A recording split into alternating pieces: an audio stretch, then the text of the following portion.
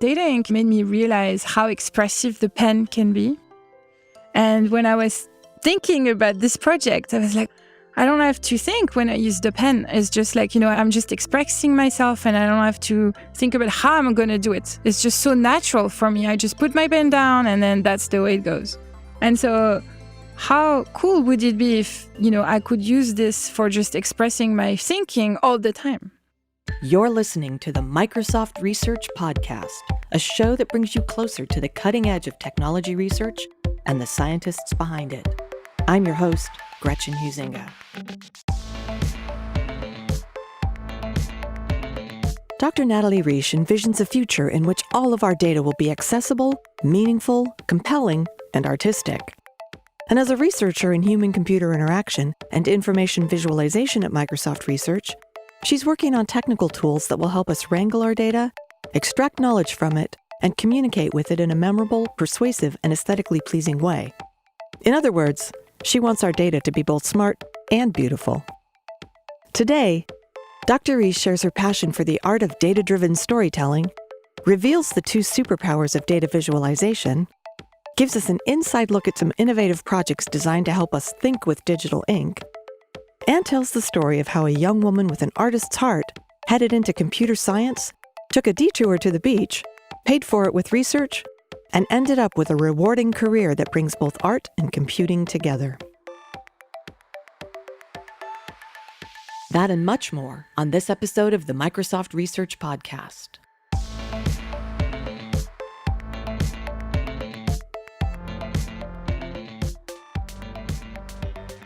Nathalie Riche, welcome to the podcast. Bonjour. Bonjour. I like to start my podcasts by situating my guests and their research. So let's situate you. You conduct research in the field of data visualization. In broad strokes, tell us, what problems are you trying to solve? What questions are you asking? What gets you up in the morning? I guess what gets me up in the morning is to be able to create visuals from data that actually can be useful to a lot of people. And, everyone has data, whether it's like personal or at work.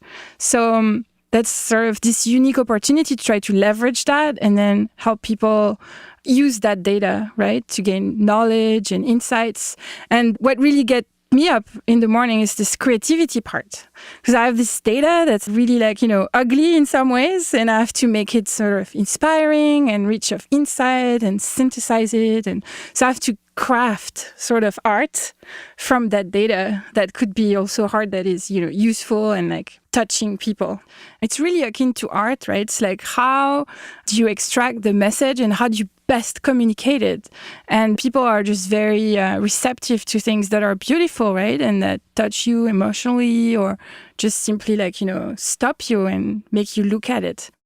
Let's talk a second about EPIC, or extended perception, interaction, and cognition, the group.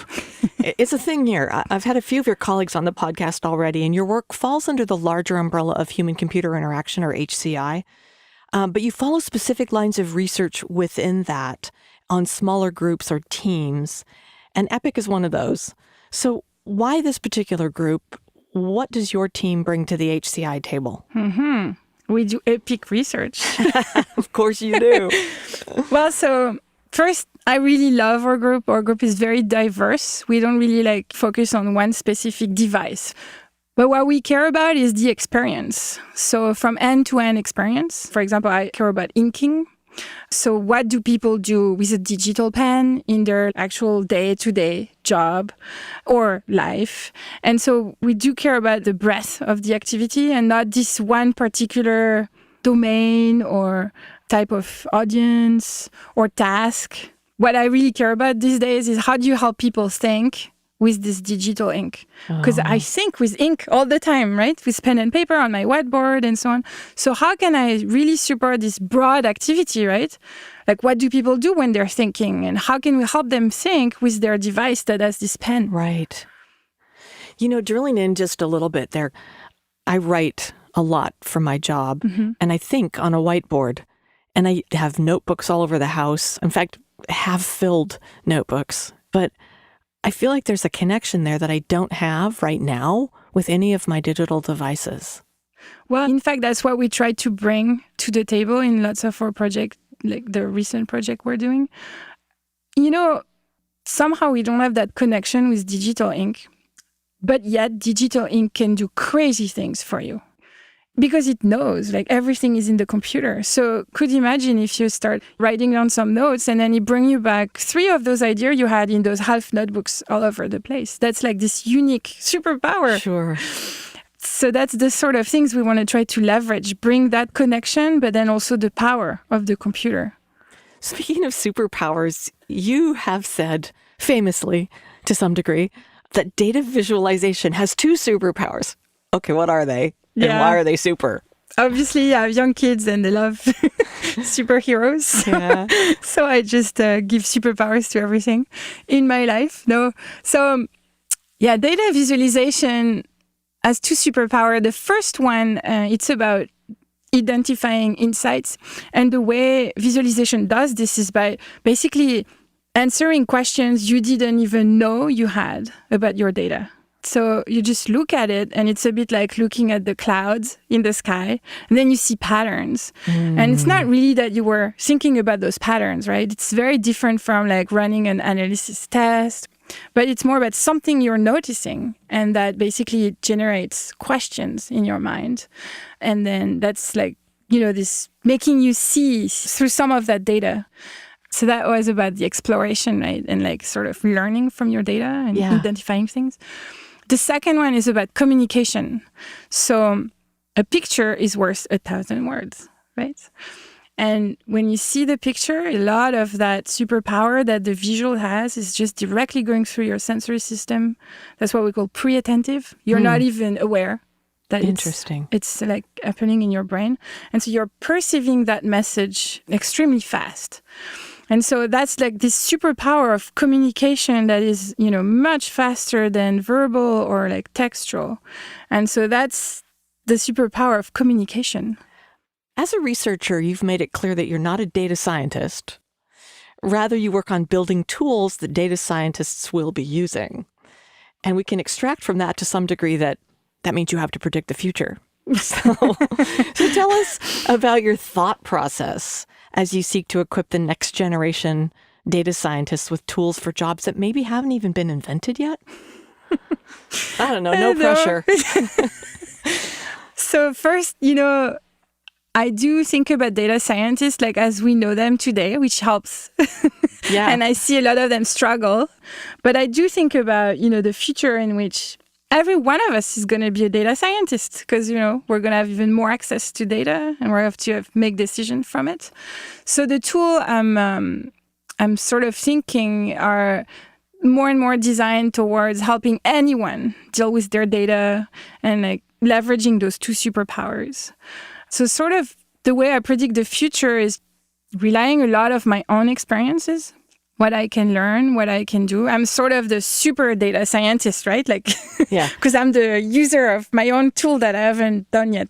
So sort of trying to rely on my own experience and then other people's experience. And so I spend a lot of time observing people and like, watching them work and then trying to sort of extract what are the key activities that they're doing that we really don't support right now, and then trying to build tools to help support those.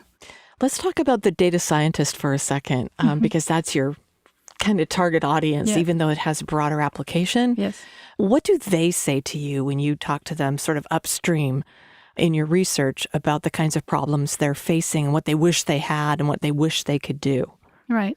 So a lot of the problem led to a lot of the research that I've done like in the past 5 years, which is a lot of data scientists. They're very good at what they're doing.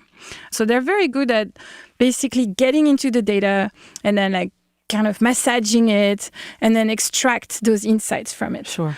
But one of their key struggle is to actually transform that insight into some communication that they need to do to their upper management or, to other people that aren't really that familiar with the data or with the method. Or technically sophisticated. Exactly. And, you need to have this good sense of design. And a lot of data scientists, although some are really amazing, still they had some issue like, crafting aesthetically pleasing charts or even memorable ones. And so a lot of this, that's like sort of the activity we call storytelling. Yeah. And so a lot of the struggle was about, once you have the data and then you have the insights, how do I sequence it and message it, and so that I have actually a story with visuals out of all of that masses of data and charts that I've created. Well, since you mentioned storytelling, I want to wade upstream before we get specific and talk about this big idea of data-driven storytelling. You have a lot of research projects going on in this space. But before we get granular, give us a sort of raison d'etre, if you will, for data-driven storytelling. So storytelling, it's been there forever, right? I mean, that's the way humans communicated before they know how to write. Right. And in fact, a lot of them drew. And so we sort of kept this going on, right? And that's one of the best way to convince people and try to convince them to make decisions. And so storytelling is really this notion that you can take this person with you along the path of your reasoning so that that person can see your argument and understand that and hopefully, agree with you all the way till you can make your point. And so what's really the point of the storytelling is to demonstrate your point you're making. They're substantiated by data. It's not just like, out of my own brain, but it's like data that I've collected so that is somewhat more objective than my own opinion.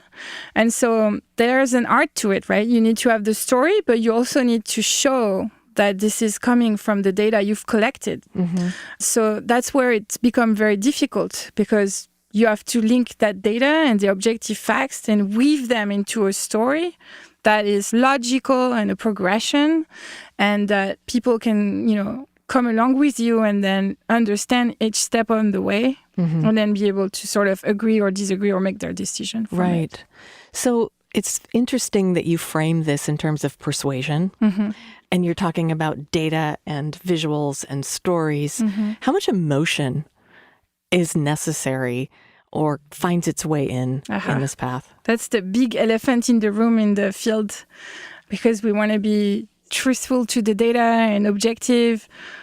But the reality is, emotion have a big impact. Yeah. And the visuals can carry a lot of that emotion. But it's also really hard to measure. Yeah. In fact, we have a team in HCI that works on this. Yeah. Mary Chervinsky's team. But so basically, it's very hard to quantify, but it has a very strong impact. And so right now, it's like an open research problem. Well, you can't really extract it because any kind of a visual, a picture, an image that you show will probably have some kind of an impact on a person looking at it. And so you're like, we want it to be emotional enough that we can move people along and motivate and persuade, but not so much that it becomes propaganda. Exactly. And I guess a lot of that is also from the data itself. That's also hard to control. If I show you data about World War I or World War II, it's very different from sales in Surface devices. Right. Although, some people at Microsoft might find it more emotional. I don't know. Depends on if it was a bad month. But that is very hard to control. And there is a number of work that start tackling this, but it's still very sort of recent research. Yeah.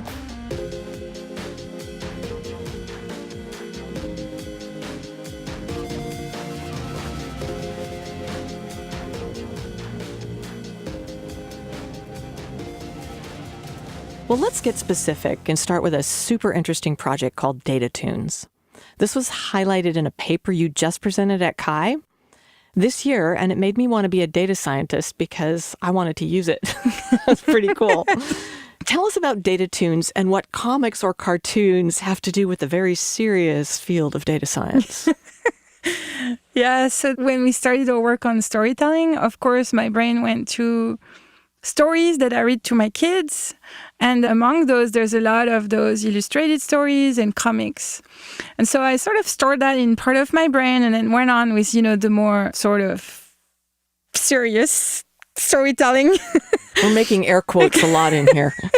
But then after a while, I thought we should really leverage this notion of comics because they're very sequential and they really are good at conveying, temporal stories. And so this whole line of research started on how we can leverage this genre of storytelling and then make it data-driven. And so that's what we call the data comics. So we've done a lot of research on those data comics. How are they differing from infographics? What sort of design principle we can give people to create those and whether they're effective as a storytelling mechanism. And a lot of those research actually ended up in paper at the CHI conference that you're citing. And then a lot of those papers gave us ideas about a tool that could help you craft those. And that tool is Data Toon. And given the work in our group about pen and touch and all of those devices that we have at Microsoft, we sort of tried to leverage the Surface Studio and then try to offer this nice pen and touch experience to craft comics from your data. And so basically what we end up doing is you load some data set that you have, could be an Excel spreadsheet, of your finances. Yeah, please no. And you basically drag and drop part of it to create panels. Okay. And then as you duplicate panels and you change the date and time, or like you change the style, or you change, some of the focus of the part of the data you're caring about, you're basically creating this sequence of panels and you lay them out in space and it becomes a comic. Nice. So that's the idea behind this Data Toon.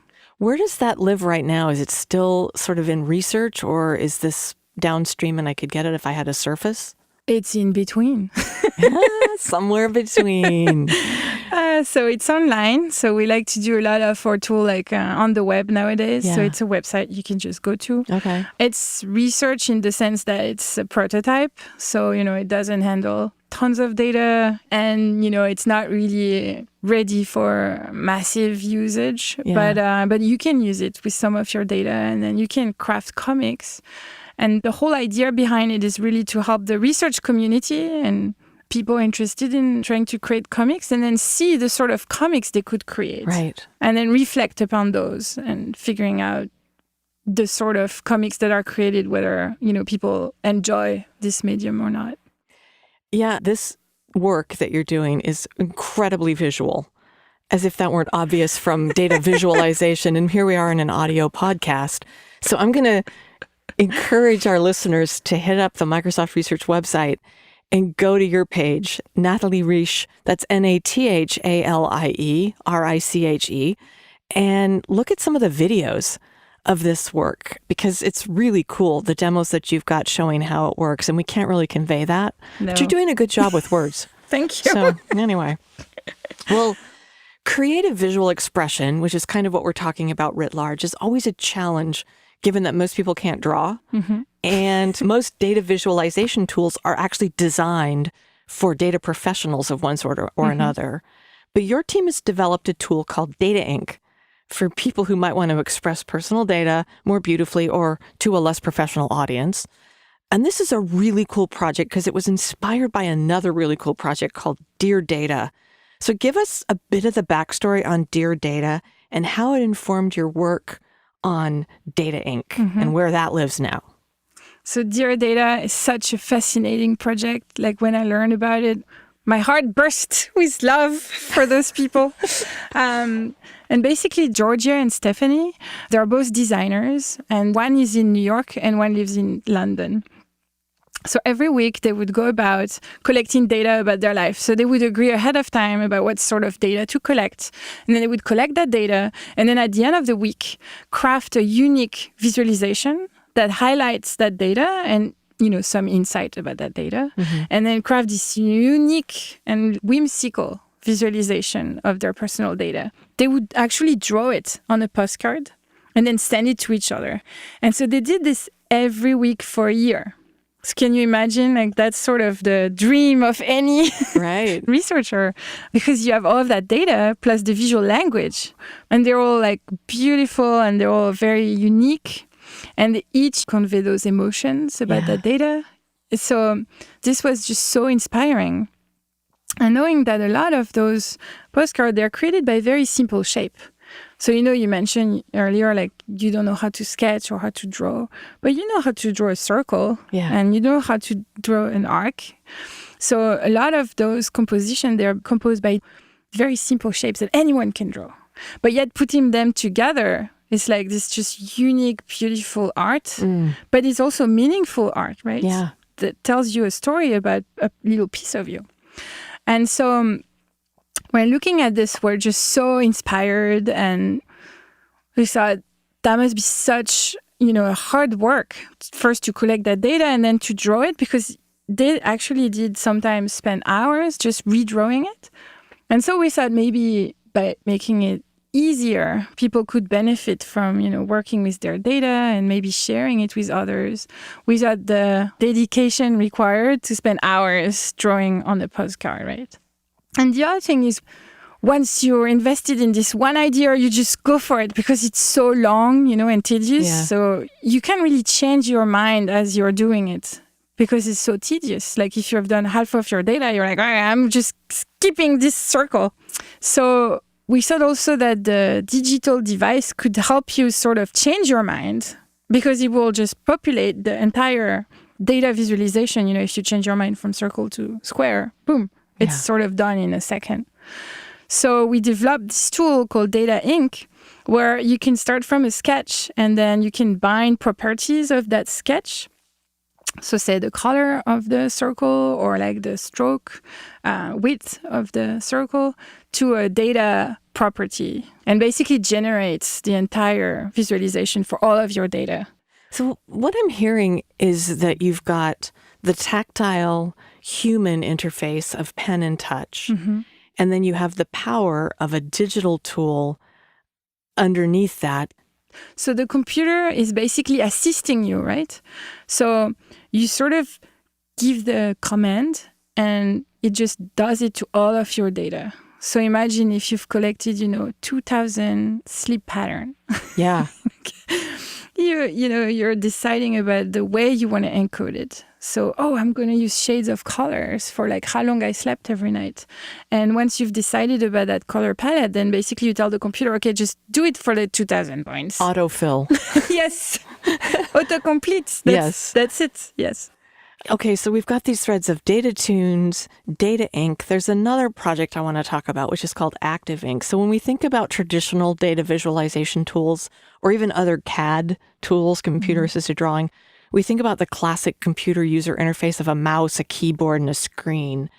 But it's much more natural for us to use our hands and pens via touch. And you have an answer to that, too. Interface innovation galore. It's Active Ink. Tell us about Active Ink and how it changes our preconceptions about inking with ink, thinking with ink. Ooh. You do a lot of these wonderful plays on words. It's just, I love it as an English major. So, in fact, we just talked about Data Ink, and Data Ink made me realize how expressive the pen can be. And when I was thinking about this project, I was like, I don't have to think when I use the pen. It's just like, I'm just expressing myself and I don't have to think about how I'm going to do it. It's just so natural for me. I just put my pen down and then that's the way it goes. Right. And so how cool would it be if, I could use this for just expressing my thinking all the time? And especially when I deal with data or when I work with documents and maps and spreadsheets, if I could just express what I'm thinking or like cross-referencing information from one to the other with just my pen. So that's what Active Ink is. And basically the idea of Active is, when you have everything, imagine you have this big canvas and you have all of your pieces of information that matter. And basically you start drawing on top of it with your pen, to show connection between them. Basically the system knows what you've drawn on top to, right? They knows the underlying content. So it can sort of transform the rest of the material that you have on your screen. And so that's basically why we said the ink become actives.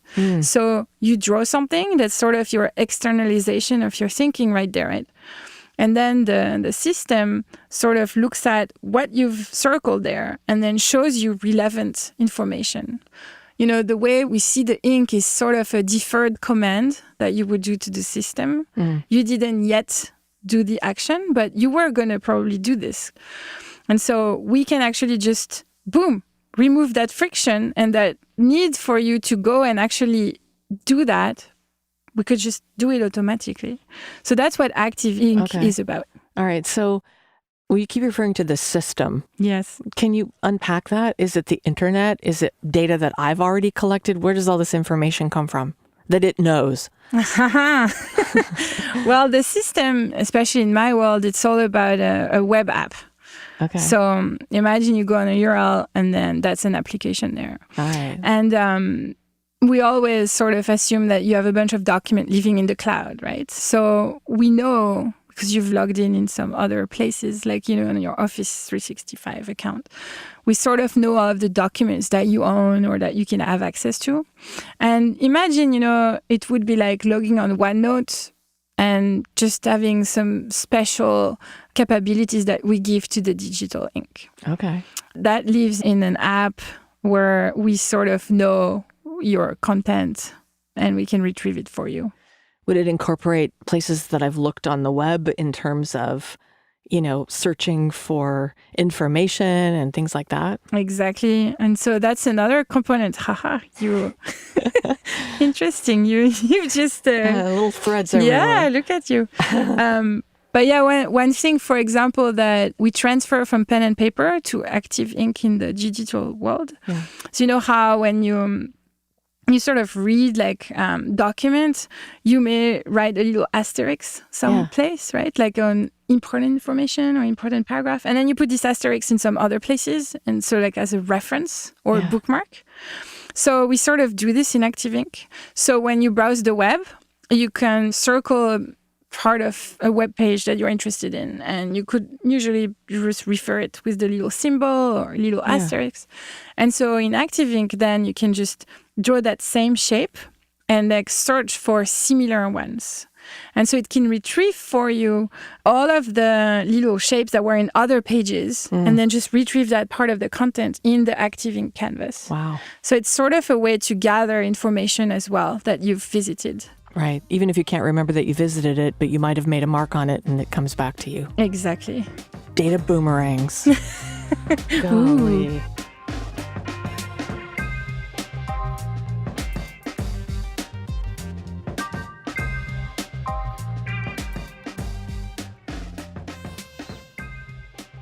Every era has new media and technologies and the requisite need for literacy around them, for better or worse. There's print, media literacy, digital literacy, computer literacy, and now you're suggesting that we need to add data visualization literacy to the list. Not only are you suggesting it, but you've actually created a platform for it to be used in classrooms. You call it C'est la vie, which is a lovely play on words for the French c'est la vie, that's life, that's data, that's visualization. Tell us about C'est la vie. What is it and why do we need it? As I said, we're like sort of surrounded by data and we're surrounded by visualization everywhere, including infographics. But, there's not a place on social media or on your newspaper. There's not a place that doesn't really have some piece of visual information. And yet what's interesting, since I have those two kids, I sort of know what you learn in elementary school now that I've forgotten. Yeah, right. But I find it interesting that, this part of the curriculum hasn't really been updated. There wasn't much to start with. Like, I don't really recall having, classes on building data. But so there's really this need that we need to sort of teach kids about creating those visuals and decoding them properly. And if you look like we did with a bunch of colleagues at Toronto and Turkey, actually, we looked at a lot of those K-4 or K-12 material that teachers are using, sort of looking at the type of visualization that they're encountering during the school.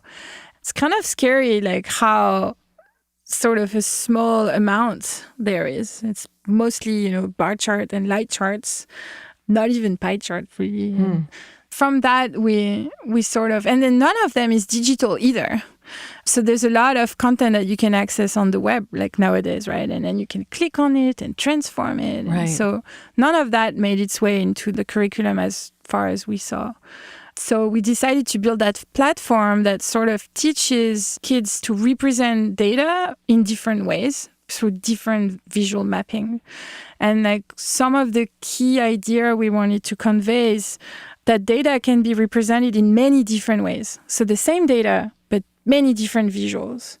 And each of those visuals could convey very different insights, right, about that data.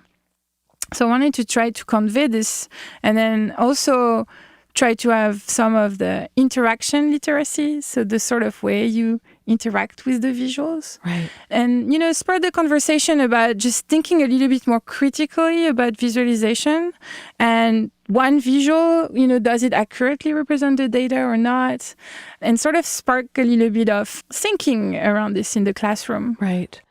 I would imagine, too, going back to the emotion thing, you could represent by a pie chart or 10 hamburgers and get a different emotional response or, visceral response exactly to that visual. And then one of the core findings that, looking at all of that material that happened in school is that gradually over the years, the visuals go from very concrete, little apple that you stack, to way more abstract visual, like a bar chart.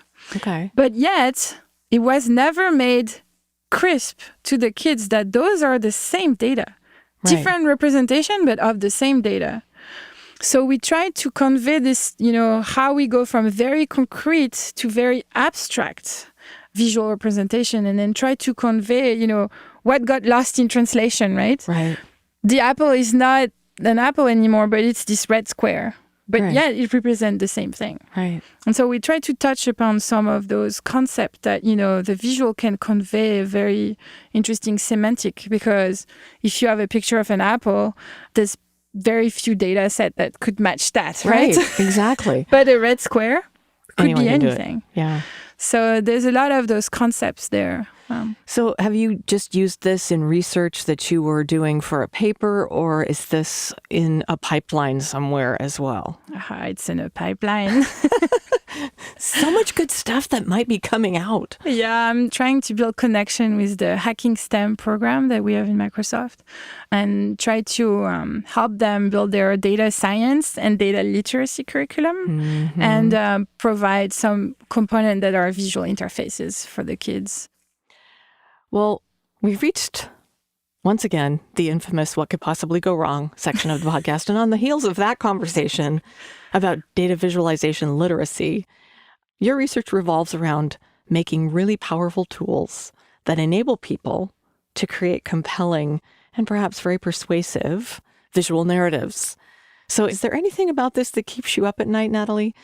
And if so, what can we do about it aside from saying, I hope they use their powers for good and not for evil? Right. Well, that's exactly the inspiration behind the C'est la Vie project. So with a bunch of colleagues, we sat down and we really reflected upon how visualization has this superpower for communication. And as you mentioned, it could be very misleading. You could use fake data, but you could also sort of tweak the visual to sort of convey the opposite of what the data tells you. So we sort of sat down and then reflected about what we can do. What can we do? Can we enforce some design principle when you create the visualization? But I guess it's just really hard because you could just make up the data, right? And there's no way really we can stop people from collecting or crafting wrong data sets or, or visualizations thereof. So the only possibility that we saw, and then just, please tell me if you see others, but the only possibility we saw is to educate people so that they would know when they look at a visualization to think a bit critically about it and to try to ponder, how is this collected? Is that data missing? Is that a representative data set? Right. And also beyond that, those important questions, look at the visuals and really try to change the way it's represented in their mind. Is that a good mapping for it? Yeah. And so that's the motivation behind going in schools and looking at visualization literacy and trying to help teach and, help convey that you have to think critically about those pictures, especially because those are crafted by human beings. Yeah. They're not like a photograph. Even photograph can be manipulated, right? We could go a long way down that road. But those are truly manipulated. So many, data is curated, visuals are chosen and selected, and So really try to educate people and kids in particular to think more critically about what information they're consuming. But you keep going down the line, and rightly so, of developing tools that will help people communicate better and more powerfully. And you just have to hope with education and being optimistic that you're not going to lose sleep over what people could do wrong with it. Yes. Nathalie, what's your story? This is the part of the podcast where I like to ask where you came from, what got you interested in your career, particularly for you, data visualization research, and how did you end up here at Microsoft Research all the way from France? So I guess I always wanted to be an artist. And when I told my mom, I'm going to do a major in art, she said, that's not going to bring, money on the table and you can't live with this. So just do computer science instead.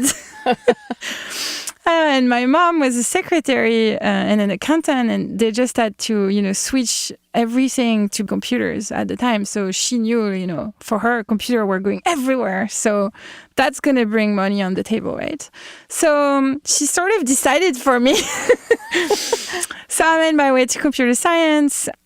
And then the funny story is once I was in engineering school in France and I got really bored by all of this computer science thing, and I was still doing a lot of art. And then I thought, you know what?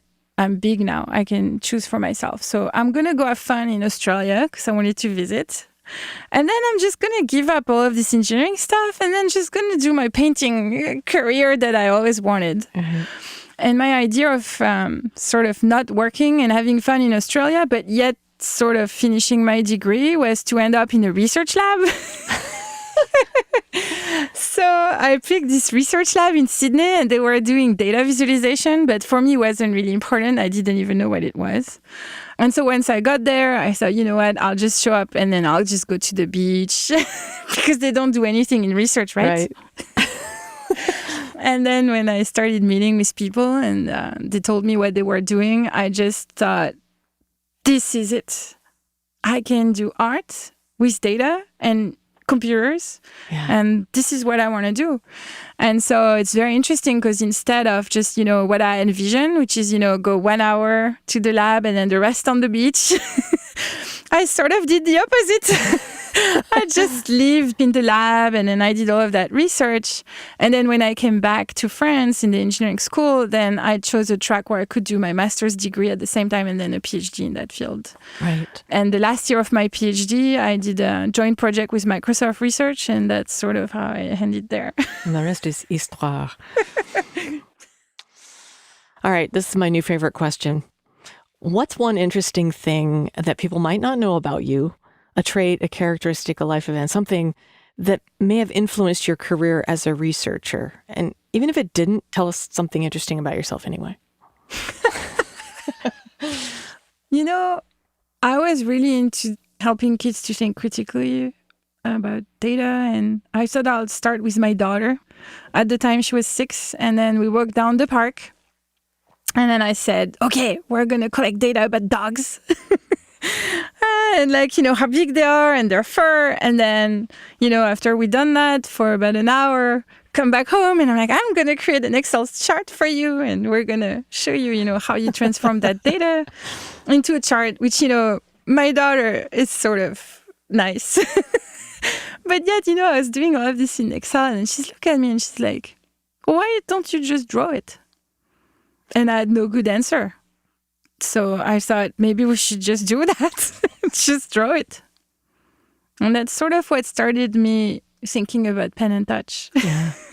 And, the 6-year-old chose the path of my research. First it's your mom, then it's your daughter. Yes.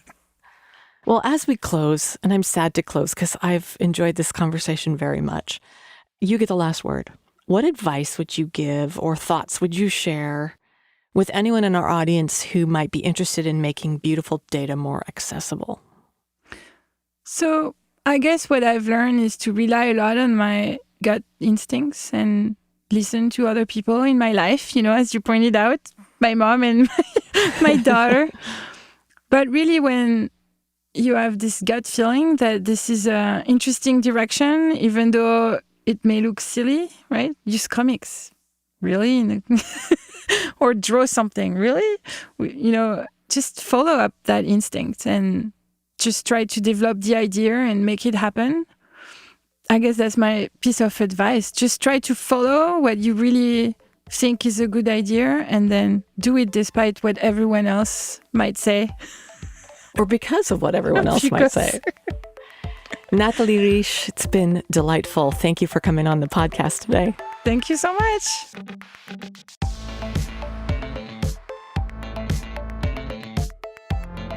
To learn more about Dr. Nathalie Riche and how researchers are helping us to visualize world data, visit Microsoft.com/research.